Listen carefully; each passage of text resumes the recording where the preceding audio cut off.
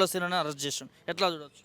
అన్న ఈ తెలంగాణలో రాజ్యాంగం నడచలేదు, ఓన్లీ రేవంత్ రెడ్డి రాజ్యాంగమే నడుస్తుంది అన్న. ఇప్పుడు అక్కడ 5:30కు వచ్చి అరెస్ట్ చేసిన ఏం అవసరం ఉందన్న? 41 సిఆర్పి అంటారు. 41 ఒక ఫోన్ చేసి తీసుకొస్తాడు కదా, దానికి ఇంత దూరం వచ్చి ఎర్లీ మార్నింగే వచ్చి ఇక్కడ ఫ్యామిలీస్ ఉంటాయి, ఇక్కడ అపార్ట్మెంట్స్ అంతా భయభ్రాంతులకు గురవుతున్నారు. ఇంతమంది పోలీసులు, దాదాపు ఒక 300-400 పోలీసు వ్యవస్థ వచ్చి ఇక్కడ అరెస్ట్ చేసాడు. ఇదేంది? 41 సిఆర్పికి ఇచ్చడానికి ఇంత అవసరమా? ఇంత షో చేసుడు అవసరమా?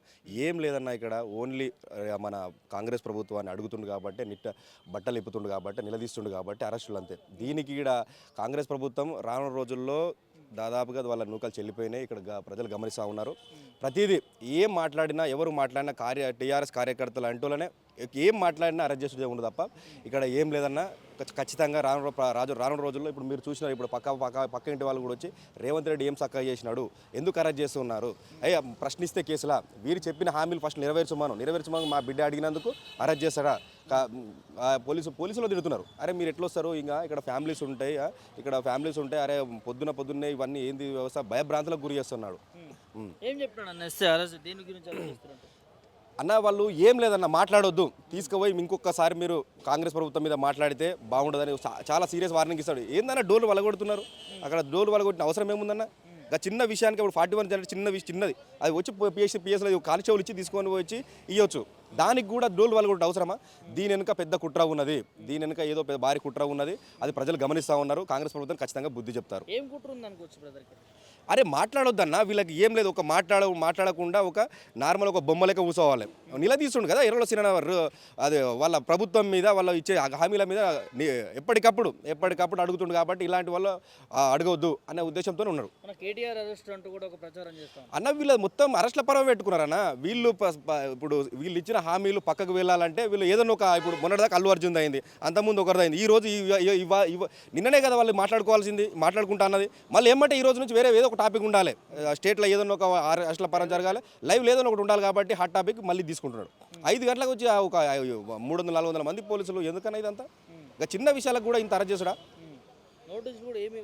నోటీసులు ఇచ్చినారన్న. మా లీగల్ సెల్ వచ్చేవారు కాగమంటే కూడా డోర్లు మొత్తం గుద్ది అంతా ఒక ఇప్పటికి మా టీఆర్ఎస్ కార్యకర్తలు కూడా ఒక 500 మంది 600 మంది అయినా కానీ వాళ్ళందరినీ పైకి నెట్టి తీసుకొని వెళ్తున్నాడు. చూసినారు కానీ ఇంతసేపు లైవ్ చూసినారు కదా మీరు కూడా.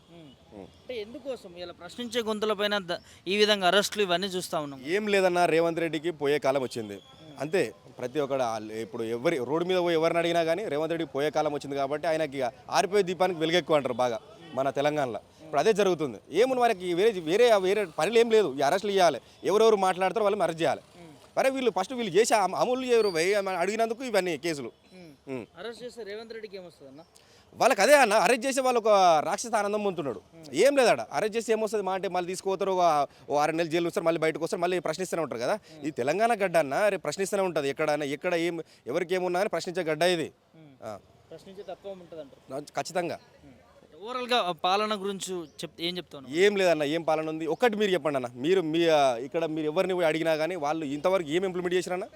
తులం బంగారం అన్నాడు, విద్యార్థుల స్కూటీ అన్నాడు, 10,000 అన్నాడు, చదువుకుంటే వాళ్ళకి ఇది అది ఏదో వానికి ఏది వస్తుంది చెప్పిండు అన్న. వానికి ఏది వస్తే వాడు అది చెప్పిండు, అది అయిపోయింది. వాడు నెక్స్ట్ టైం గెలవడానికి మనకు తెలుసు కాబట్టి ఏదో ఒకటి చేయాలి. ఫస్ట్ నేను టీఆర్ఎస్ కార్యకర్తలు ఇబ్బంది పెట్టాలనుకుంటున్నాను, అదే పని చేస్తుండే. వానికి వేరే పని ఏం పని లేదు వానికి. అభివృద్ధికి బీఆర్ఎస్ పార్టీ అడ్డుపడుతుందని అనేక సార్లు చెప్పిండు ముఖ్యమంత్రి అన్న. ఇప్పుడు ఇక్కడ ఉన్నాయి కూడా సంవత్సరం దాటిపోతుందన్న, డిసెంబర్కి సంవత్సరం దాటిపోయింది. వాడు ఏం చేసిండో మీరు ఒకటి చెప్పుడు అన్న. ఒక్కటి ఇంప్లిమెంట్ చేసిండు, బస్సులు ఒకటి పెట్టిండు. ఆ బస్సులు కూడా మీరు లేడీస్ దగ్గరికి పోయి అడగండి, వాళ్ళే కొట్టుకుంటున్నారు. అరే ఈ బస్సులు ఎందుకు రా నాయన అని వాళ్ళే అంటున్నారు.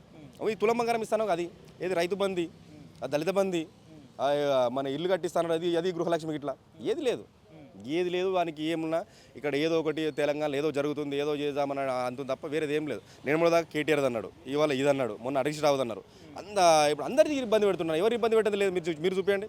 ప్రతి ఒక్క విద్యార్థి నాయకులు ఇబ్బంది పెడుతున్నారు. మీరు మాట్లాడితే కేసులు పెడుతున్నారు. దానికి మించి ఏం లేదన్న వీళ్ళ ప్రభుత్వం. ఖచ్చితంగా రానున్న రోజుల్లో ఖచ్చితంగా ప్రజలు బుద్ధి చెప్తారు. ఒక్క సీటు కూడా గెలవని పరిస్థితి ఉంటుంది. రేవంత్ రెడ్డికి కొడంగల్ నుంచే పతనం స్టార్ట్ అయింది, అక్కడ నుంచే అతను మనోడు క్లోజ్ అయిపోతుంది.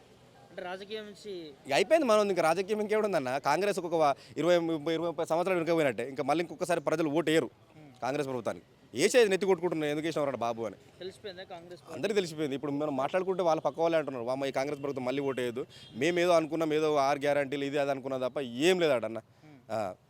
వాళ్ళకి ఏం చెప్తే ఇట్లా అరెస్ట్ చేసుకుంటూ పోతే బీఆర్ఎస్ పాలిస్తారు. రేవంత్ రెడ్డికి మేము ఒకటే హెచ్చరిస్తా ఉన్నాం, బిడ్డ రేవంత్ రెడ్డి నువ్వు ఎన్ని అరెస్ట్ చేసుకుంటూ చేసుకో, ఎవరిని అరెస్ట్ చేస్తావు చేసుకో, ఎన్ని కేసులు పెట్టుకుంటావు పెట్టుకో, మీ తెలంగాణ గడ్డపై మేము ఇప్పటికీ ఎన్ని కేసులు పెట్టినా మేము సిద్ధంగా ఉన్నాం. మీరు ఏమేం కేసులు పెడతారో అక్రమంగా ఎన్ని కేసులు పెట్టినా కానీ ప్రశ్నించే తత్వం కోల్పోమే ఏ రోజు. ప్రశ్నలు ఎక్కడ ఎక్కడ ఎక్కడ అన్యాయం జరిగితే అక్కడ ఖండిస్తాం. మీరా వాళ్ళ ఇస్తాన్న అమల్లే ఇస్తా మీరేం చెప్పారో మేము అదే అడుగుతున్నాం. దానికి మించి మేము ఎన్ని కేసులు పెట్టుకుంటారో పెట్టుకోండి, మేము ఖచ్చితంగా సిద్ధమై ఉంటాం. మీరు పెట్టుకోండి, చూద్దాం. నెక్స్ట్ గవర్నమెంట్ వచ్చినప్పుడు బిడ్డ మీరు ఎట్లా తిరుగుతారో మేము మా ప్రభుత్వం ఎట్లుంటుందన్న, రేపు పొద్దున మేము కూడా కేసులు పెట్టాల్సి వస్తుంది. చూసుకుంటాం, అట్లేం లేదన్న. మేము ఖచ్చితంగా వాళ్ళని ప్రతిదీ నిలదీస్తూనే ఉంటాం.